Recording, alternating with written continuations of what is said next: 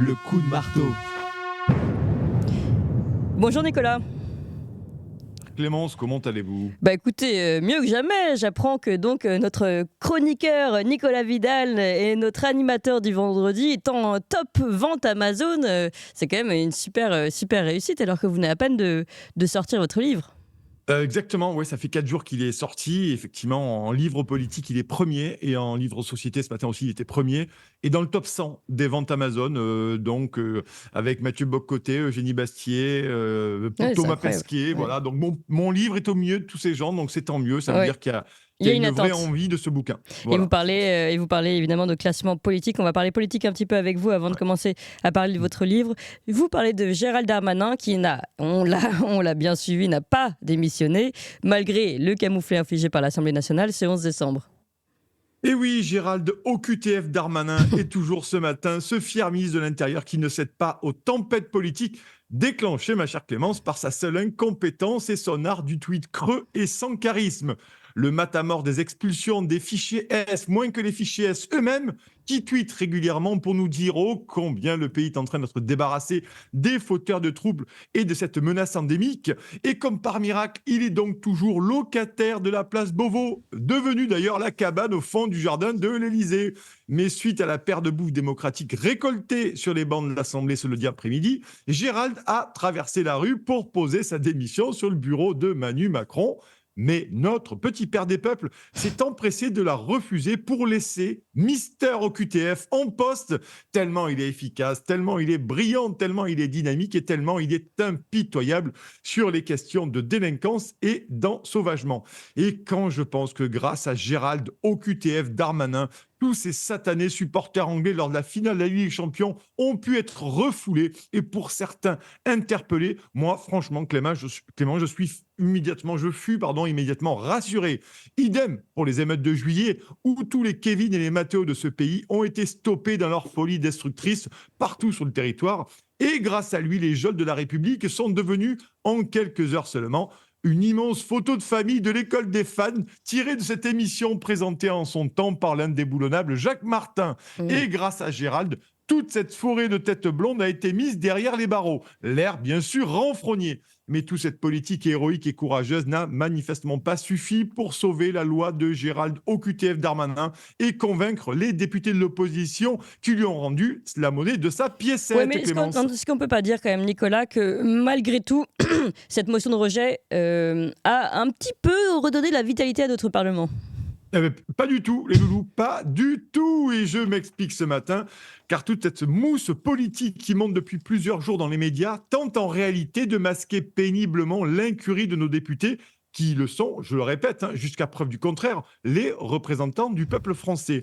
Les voilà, les Don Quichotte et les desperados de la démocratie, qui nous expliquent qu'enfin la démocratie s'est exprimée et que l'Assemblée nationale a enfin retrouvé des couleurs pour s'opposer à la majorité plus que le relatif de la Macronie. Mais en réalité, Clémence, il n'en est rien. Ce sont des déclarations de fanfarons qui tentent de justifier leur généreuse indemnité parlementaire par tous les moyens. Car je rappellerai à nos piou-piou de députés que Macron n'a pas viré Darmanin ce lundi soir et que cette décision politique ressemble à s'y méprendre à un gros crachat à la figure de l'Assemblée. Je rappellerai aussi que la majorité de nos députés, à part quelques-uns, très rares, se sont laissés marcher dessus par 20 49.3 pour lesquels ils n'ont fait que chouiner dans les médias, expliquant que Macron il était vraiment trop méchant et que tout cela donnait envie de pleurer et que c'était injuste et que pour la peine, franchement, ils allaient tous bouder dans leur coin et qu'ils ne lui parleraient plus jamais de la vie tout entière à ce méchant monsieur qui était Emmanuel Macron.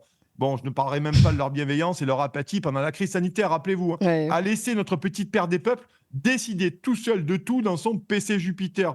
Je ne parlerai pas non plus de l'absence de 454 députés la semaine dernière pour voter la proposition de résolution européenne suite à la conférence sur l'avenir de l'Europe. Alors où étaient-ils tous les Jean Moulin et les Jeanne d'Arc de la buvette de l'Assemblée nationale pour sauver la France, cette exécution Ouais, en c'est règle vrai. de notre souveraineté? Mmh. Où étaient-ils pour nous protéger de ce grand saut fédéral voté dans le dos des Français Ouais. par les 123 députés présents, Clément? 123 Mmh. députés, allez voir sur le site de l'Assemblée. On en Et a en tout parlé cas, avec Georges ouais, Kuzmanovic. ils n'étaient pas là. Alors leur satisfaction en carton-pâte appelle à plus de modestie, alors qu'ils auraient dû se dresser collectivement contre ce déni de démocratie qui dure depuis maintenant 6 ans et laisser de côté leur désaccord tout en gardant, les copains, leur indemnité. Et ils ont eu maintes fois l'occasion de voter des motions de censure pour renverser le gouvernement et donner un grand bol d'air démocratique à ce pays. Ils n'en ont rien fait en se planquant derrière des petits calculs politiques, de la NUPES au RN, couverts par des cris d'orfraie et des indignations médiatiques pour gagner des followers sur Twitter et faire des stories sur TikTok. Et puis, la peur de perdre un siège confortable et un statut pépère en ont fait transpirer quelques-uns dans l'hémicycle. Alors, l'avenir de la France et la défense des Français attendront. En réalité, nos députés, pour la plupart, ne mesurent pas que les Français n'en peuvent plus et ils ne croient plus à ce régime parlementaire des petites affaires politiques dans son coin. Et plus grave, pour de nombreux Français, leurs députés font aussi partie du problème démocratique. Alors, chers parlementaires, arrêtez de cascailler, comme on dit chez moi, et ressaisissez-vous très vite avant que ce pays ne bascule, parce qu'à force de faire les oiseaux dans les médias, tout ceci se finira malheureusement dans la rue, Clémence. Ouais, et c'est d'ailleurs un des sujets, Nicolas Vidal, que vous abordez dans votre livre. On va en parler tout de suite dans notre clairon.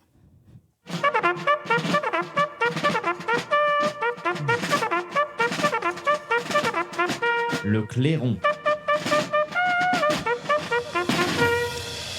Et Nicolas, donc, je le disais, vous avez publié ce livre « Lettres aux autruches et aux tubes digestifs », un livre qui rencontre, on l'a dit, un énorme succès en top vente Amazon sur les questions société et politique. Alors d'abord, avant de commencer dans le vif du sujet, comment vous expliquez ce succès ?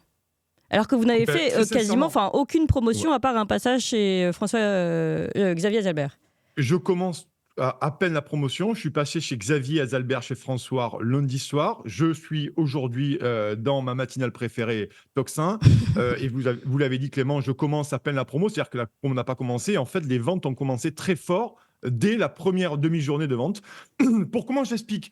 Alors, je vais vous dire que c'est à force de faire ce que nous faisons tous les jours, vous et moi, Clément, c'est les questions des gens, quand on les rencontre, qui nous disent pourquoi une partie de la population ne se bouge-t-elle pas ? Pourquoi une partie de la population fait comme si de rien n'était ? Pourquoi une partie de la population est dans le déni ? Et la question qui me vient, et j'ai donc essayé d'y répondre. Et je vais vous donner un exemple qui m'a notamment poussé à écrire ce livre. Vous le savez, j'ai fait beaucoup de manifestations, j'en fais encore, j'espère qu'il y en aura encore en tant que journaliste indépendant. Et à Montpellier, ça se fait généralement en l'Écusson. Pour ceux qui connaissent Montpellier, c'est le centre-ville historique de Montpellier. Et les manifs se font là, sur les boulevards aux alentours. Et quand on faisait ces manifs-là, que ce soit les Gilets jaunes, que ce soit la réforme des retraites 1 et 2, que ce soit notamment, rappelez-vous, les manifestations pour la liberté, notamment contre le pass sanitaire, cette horrible et indigne pass sanitaire, et que je revenais directement chercher ma voiture en traversant le grand centre commercial qu'est le Polygone, je voyais, chère Clémence, des centaines et des milliers de gens déambulant dans les boutiques le samedi après-midi, sans se rendre compte qu'à 300 mètres d'eux, il y avait des gens, des Français, des citoyens qui se battaient, ou du moins qui manifestaient pour défendre des causes justes et légitimes, qui engagent l'avenir de notre pays, et notamment l'avenir de ceux qui sont dans les centres commerciaux chez Häagen-Dazs à prendre des grosses glaces. Vous avez un truc, alors ça c'est marrant parce que on le retrouve dans votre livre, vous avez un truc sur les personnes qui prennent des glaces dans les grandes surfaces. Il faut nous expliquer, Nicolas. Ouais, alors je vais vous expliquer et je vais reprendre le problème aussi. Là, dans ce livre-là, Clémence, je parle de la classe moyenne supérieure. Oui. Je ne parle pas des gens qui sont aujourd'hui concassés par la mondialisation, qui sont concassés par l'inflation, par la perte du pouvoir d'achat, des gens qui, franchement, ils ont autre chose à foutre aujourd'hui. Ils ont besoin, le matin quand ils se lèvent à cette heure-ci, ils sont en train de réfléchir à savoir comment ils vont manger à midi et ce soir et comment ils vont faire manger leurs gamins. Je ne parle pas de ces Français qui ont été complètement concassés et d'ailleurs, eux qui ont conscience de leur déclassement économique. Je parle de cette classe moyenne supérieure qui a encore 3 ronds, qui peut partir en voyage, qui peut partir en week-end, qui a des RTT, qui a encore des cartes dans des clubs de sport divers et variés. Ah oui, vous avez un truc sur les clubs de sport aussi, vous allez nous expliquer. Vous parlez même d'aliénation par le sport. Ah oui, c'est une véritable aliénation. Oui, mais il faut vous nous expliquer. Ouais. Voilà. Et c'est pour ça que, quand je dis ça, c'est que ces classes moyennes supérieures qui ont encore un peu d'argent, c'est elles notamment qui vont dans les centres commerciaux et qui, le samedi après-midi, c'est devenu une véritable religion. J'appelle ça la démocratie Ikea. Oui. C'est-à-dire que la semaine est basée notamment sur la sortie du samedi après-midi parce qu'il y a encore quelques-uns dans ce pays qui ont un peu de pognon, pas beaucoup, mais suffisamment pour vaquer à leurs occupations et ne pas encore trop compter ce que s'ils vont choisir la boîte de petits pois à 2,20 € €2,20 ou celle à 3,10 €. Alors, Et je ouais. parle vraiment de celle-ci. C'est la classe moyenne. Oui. La classe moyenne. On a bien compris qui vous cibliez et Ouais. vous prenez bien vos précautions, d'ailleurs vous le dites aussi dans votre livre, pour expliquer Mm. que c'est cette classe-là qui n'est pas encore écrasée justement par le rouleau compresseur du déclassement, etc., dont vous avez parlé. Mais je voudrais revenir sur ce rendez-vous, on va dire, du week-end dans les grandes galeries dont vous Mm. parlez, parce que et vous avez eu tout à fait raison d'utiliser ce terme de religion de la grande galerie, je ne sais plus comment vous dites. En fait, je crois qu'il y a deux problèmes. Il y a le problème de ces personnes qui sont encore dans une forme de confort et donc qui peuvent encore se permettre.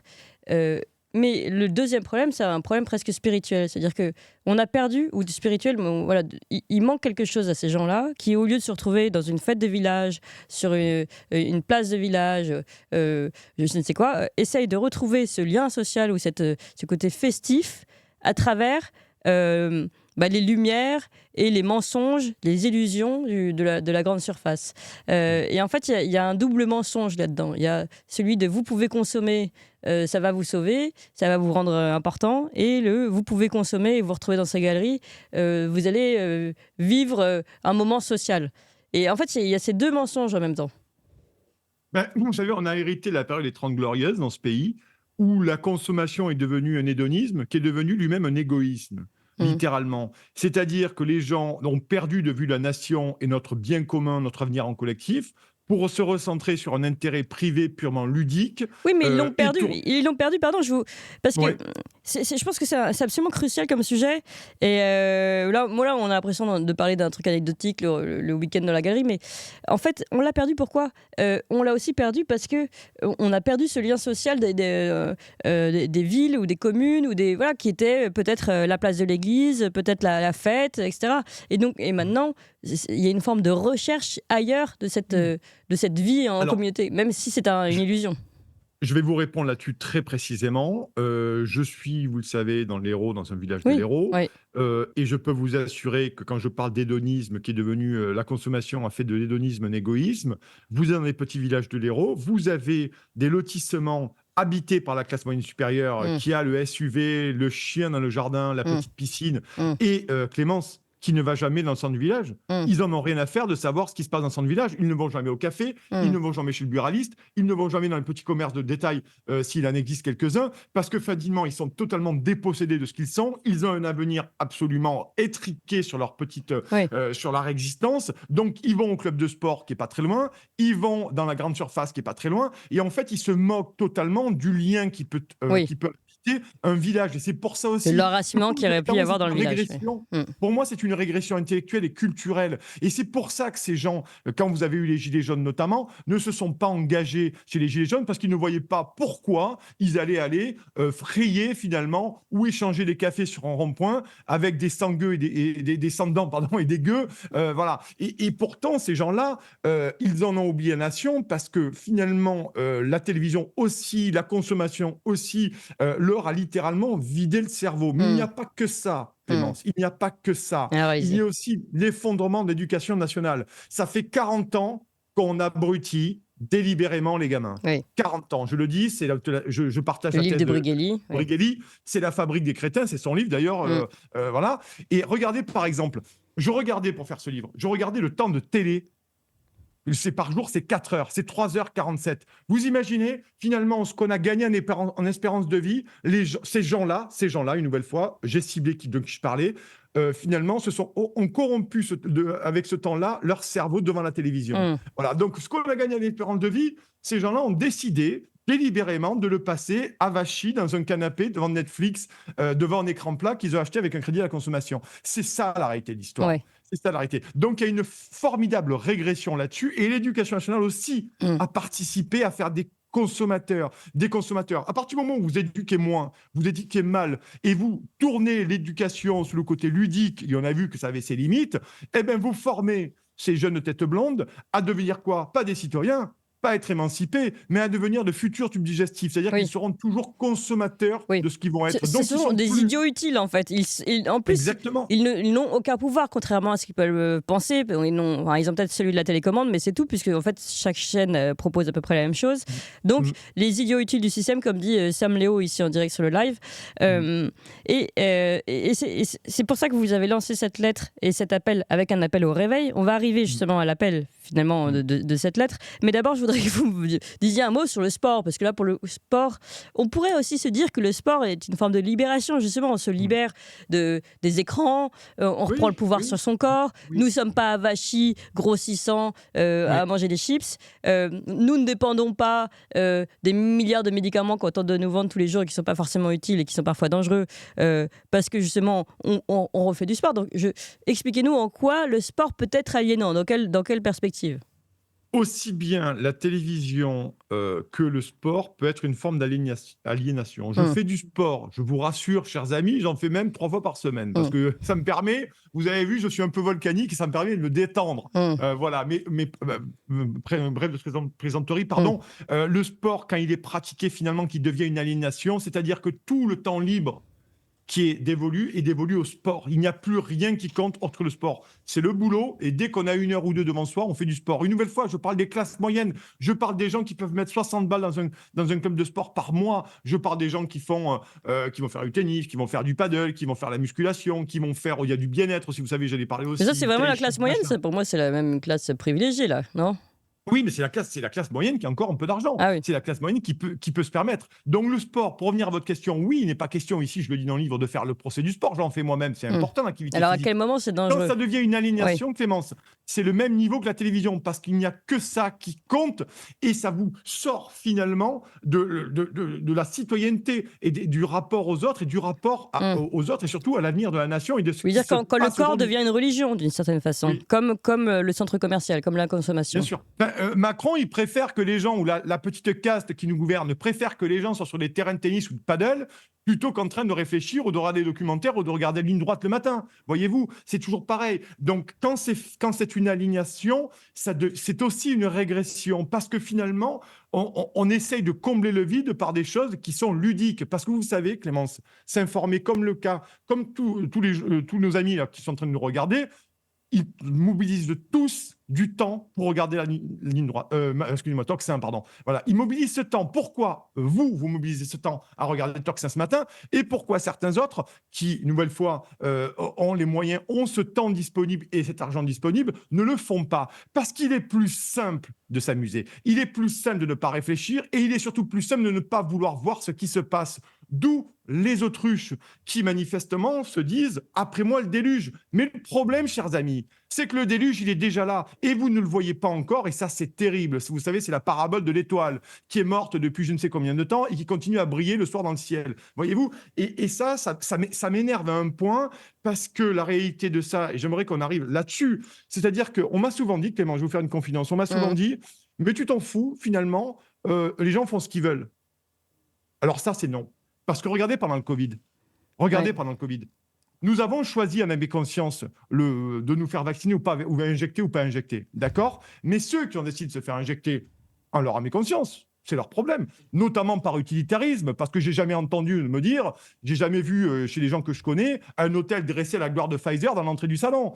C'est simplement, ils m'ont dit, moi j'ai envie de retourner dans les clubs de sport, j'ai envie de faire mes week-ends, j'ai envie d'aller au bar, j'ai envie d'aller au restaurant. Donc, ils ont fait ça par utilitarisme égoïste. Mais la réalité, c'est que quand vous avez une majorité de gens qui fonctionnent comme ça, les autres, ceux qui ont décidé de ne pas se faire vacciner et de ne pas souscrire aux injonctions délirantes, voire autoritaires de ce gouvernement, ils en ont souffert, ils ont été stigmatisés, on a voulu les emmerder, on les a enfermés, on leur a mis des passes, des machins et tout, on leur a empêché de prendre le bus, le train, et c'est que le début, le QR code revient. Pour les JO. Voilà, exactement. Ouais. Donc, en fait, par simple utilitarisme, pour reprendre la petite vie de consommation qu'ils avaient avant et qu'ils voulaient retrouver, ils ont été prêts à toutes les compromissions, sans se rendre compte qu'à un moment donné, ça allait nous pendre au nez, qu'on aurait du crédit social, on aurait de la surveillance de masse. Vous l'avez dit, le QR code pour les Jeux Olympiques, mais ça, c'est juste le début du début. Et en fait, juste pour reprendre leur petite vie, ils ont ils ont fermé les yeux, ils n'ont pas vu loin, plus loin que le bout de leur nez, et ils se sont pas rendus compte de l'implication que ça allait avoir au niveau d'une société, d'une nation, Clémence.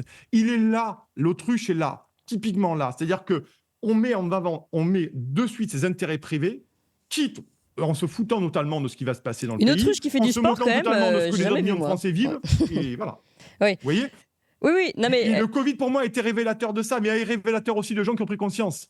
Il faut être positif aussi. Il y a beaucoup de gens qui ont pris conscience pendant le Covid, qui n'avaient pas suivi les Gilets jaunes, qui n'avaient pas suivi la réforme des retraites, et qui, pendant le Covid, se sont dit, attends, là, on est en train de me raconter des grosses conneries, il va falloir vraiment que je me réveille parce que je ne peux pas accepter ça. Et heureusement que quelques-uns se sont réveillés, et heureusement, hein, parce Oui. qu'on se sentait un peu seul au début. Alors, l'idée, c'est qu'évidemment, tous les gens qui nous suivent ici, a priori, sont déjà, entre guillemets, éveillés, et que ce livre, vous ne l'adressez pas à ceux qui écoutent Toxin et ceux qui écoutent Putsch Média, mais vous l'adressez aux amis, ou peut-être aux ennemis, je ne sais pas, ou aux collègues de bureau de tous nos auditeurs, qui, eux, peut-être, sont encore des tubes qui font du sport et qui mangent des glaces au centre commercial le week-end. Ces tubes Et digestifs. qui ont les moyens de s'acheter une glace à 5 € ou à 6 €. Hein. C'est toujours pareil. Ouais, Voilà. mais alors là, j'ai encore un. Nicolas, là-dessus, j'ai encore. Je sais pas comment vous le dire, mais moi, je connais des personnes qui vivent de subventions et tout, qui vont quand même consommer le Oui, week-end. oui. Donc, Mais en fait, vraiment, il y a aussi. Enfin, c'est délicat parce que ces gens-là sont justement, ils ont tout perdu, ils n'ont plus rien, mais ils vont quand même. Enfin, certains, je parle évidemment pas de ceux qui nous suivent, qui, je pense, ont une recherche un peu supérieure à celle-ci, mais certains vont vraiment, je crois que c'est même désespéré, ils vont retrouver ce que je disais tout à l'heure, quelque chose qu'on a perdu ailleurs, en allant acheter une glace à 5 € devant le sapin du centre commercial. Ouais. Bon, alors ça, c'est une petite caricature. J'aime bien ce genre de caricature pour la glace, je parle, Clémence. Mais je voudrais revenir à votre question parce qu'elle est intéressante. À qui est destiné ce livre ? Véritablement. Oui. Ben, moi, je vous le disais en introduction, j'ai tellement entendu de questions où on me disait mais pourquoi ces gens-là ne viennent pas nous en manif? Pourquoi ils ne sont pas là? Pourquoi moi, je suis sûr que dans le live, c'est en train de passer. Le nombre de gens qui me disent ben moi, mon frère, ma tante, mon père, ma mère, mes copains, mais ce que je sais pas, mon collègue de boulot, il s'en fout. On peut lui parler de rien. Et si jamais je vais trop loin, je suis traité de complotiste. La réalité, c'est que je voulais aussi répondre à cette question et je voulais apporter mes réponses. Mes réponses, elles n'engagent que moi, bien entendu, mais je voulais donner mon analyse quant à ça. Ça me semblait extrêmement intéressant. Et pour continuer là-dessus, ce qui est intéressant dans ce livre, parce que je reçois énormément de messages depuis la sortie samedi, énormément, vraiment. Alors merci, parce que j'en reçois partout tous les réseaux, c'est absolument colossal. Et les gens me disent merci Nicolas, parce que je vais pouvoir acheter ce livre-là à Noël sous le sapin et le donner justement à des gens que j'ai identifiés comme finalement qui ne se moquent C'est super totalement de sympa la comme situation. cadeau de Noël, hein, Nicolas. Bah, oui, alors, Bonjour, il faut je avoir t'ai un certain identifié sens comme de la tube diplomatie, digestif. Clémence. Ouais, Il faut c'est avoir ça. un certain sens de la diplomatie, Ouais, c'est je ça. vous l'accorde. Mais c'est marrant de voir que finalement, il y a des gens qui ont vraiment besoin de convertir ou du moins d'éveiller d'autres personnes. Et ça, on est véritablement dans le rôle du citoyen. Le citoyen, c'est la cité, c'est l'agora, c'est là où on discute, on échange. Et c'est comme ça aussi qu'en discutant, parfois, des gens se rendent compte. Et j'ai envie de vous dire que le travail va être beaucoup plus facile parce que vu la situation de la France aujourd'hui, l'effondrement dans tous les secteurs, il n'y a pas un secteur qui ne s'effondre pas. Hein. Alors Emmanuel Macron, s'il y a des croix à mettre, elles sont toutes rouges, vous embêtez pas, cochez en rouge partout, c'est pas la peine. Et c'est pour ça que ce livre-là est intéressant parce qu'il est à double entrée, à double lecture. Pour les gens qui veulent comprendre ce qui se passe et pour ceux qui ne veulent pas voir ce qui se passe. Oui, et un petit réveil. En fait, j'ai compris, Nicolas, vous voulez animer les dîners de Noël et du réveillon en mettant ça dans les mains de ceux qui ne sont pas forcément d'accord avec vous. C'est vrai qu'on s'est ennuyé ces derniers temps. On a le droit de remettre papy et mamie à la table du salon. Bah oui, c'est ça. Oui. C'était pour une fois un peu trop familial. Le Noël dernier. Donc, comme ça, je propose aux Français ce matin une nouvelle animation. Des débats citoyens publics autour de la dinde, enfin, de ce que vous voulez, mais ça évitera comme ça peut-être de remettre papy et mamie à la cuisine, emballé sous vide derrière un mur de cellophane. Alors, voilà. Je vais vous poser une dernière question, Nicolas, mais d'abord vous féliciter, chers auditeurs, parce qu'on est en avance sur le record d'audience d'hier. Alors hier, on a eu un record d'audience, et là, on est en train de monter encore plus fort. Donc, continuez vos pouces, vos cœurs, vos cafés, je sais pas, tous les émoticônes qui existent que vous aimez, les petits croissants, j'ai vu, moi j'aime bien les petits croissants. des croissant glaces. aussi. Des Mettez-moi ah des bah oui, glaces. des glaces pour Nicolas, évidemment. Mettez-moi des glaces. Des glaces, je sais pas s'il y a des autruches aussi en émoticône, moi je connais rien, mais en tout cas je vous fais confiance pour trouver des trucs sympas. On relaye à max, on est ici quasiment au maximum de notre record, donc bravo à vous aussi Nicolas. Une dernière question Nicolas sur ce sujet. Est-ce que vous considérez vraiment que cette lettre remise à nos meilleurs entre guillemets ennemis, finalement ceux qui n'ont pas encore les yeux ouverts sur ce système, peut-elle vraiment les réveiller? Est-ce que vous pensez est-ce que vous connaissez des gens qui ont eu cette conversion? Il y a des gens qui ont pris la petite pilule, vous savez. Ouais. Ouais. Ben alors, il y a des gens qui ont fait cette conversion pendant le Covid, mais là, bien entendu, qu'elle va s'accélérer. Pourquoi elle va s'accélérer? Très simplement, l'inflation, le tarif du prix de l'énergie, de l'électricité, le prix des carburants, ce qui se passe aujourd'hui. Je ne parlerai même pas des dispositions qui sont mises en place. Le but, en fait, Clémence, ce qui est terrible, cette régression et cet amusement permanent, cette société du spectacle, c'est que cette classe moyenne qui commence à être durement touchée par les politiques, les décisions politiques, n'ont pas encore fait le lien entre leur déclassement et ces mêmes décisions politiques. Et le but, à un moment donné, c'est de leur faire comprendre que tout ça n'est pas un fatum, tout ça n'arrive pas de nulle part, que si la situation se dégrade, c'est qu'il y a des choix politiques qui ont été faits néfastes, parfois à bien des égards des véritables trahisons contre la nation française et le peuple français.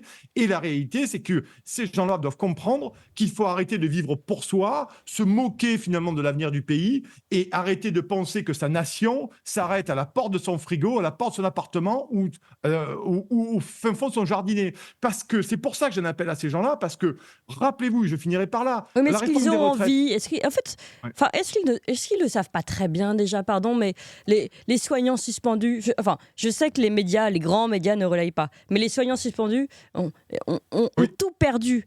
Non seulement leur travail, mais leurs aides, toutes les aides sociales, les points de formation, tout. Ils ont tout perdu. Certains, d'ailleurs, sont allés jusqu'au suicide, quand même, rappelons-le. Oui. Et puis tous les autres qui n'ont pas eu le droit, les enfants qui n'ont pas eu le droit d'aller à leur activité sportive parce que les parents n'étaient pas vaccinés ou parce que les enfants étaient déjà d'un certain âge et qu'il fallait les vacciner. Enfin, on a privé tous ces gens de leur liberté totalement. Si je pense que si ceux qui sont à côté voulaient le voir, ils auraient pu le voir. Juste, ils s'aveuglent car c'est plus confortable. En fait, ce sont des gens qui veulent rester dans leur confort mental.